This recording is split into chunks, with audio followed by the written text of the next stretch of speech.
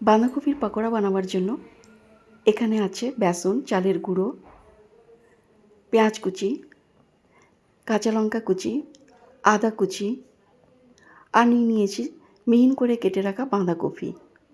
এরপর এখানে স্বাদমতো নুন, হলুদ আর সামান্য একটু ফুড কালার দিয়ে দিলাম আর দিয়ে দেব সামান্য বেকিং সোডা। এরপর সব কিছু মিক্স করে নিয়ে ভালো করে মেখে নেব।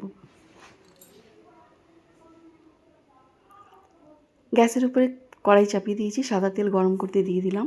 এবার তেলটা গরম হয়ে গেলে ছোট ছোট পকোড়া ভেজে নেব। পকোড়ার এপিট ওপিট লাল করে ভেজে নিয়ে নামিয়ে নেব। এইভাবে সব পকোড়াগুলোকে ভেজে নেব। আমার আজকের রেসিপি বাঁধাকপির মুচমুচে পকোড়া একদম রেডি। এবার সার্ভ করে নেব।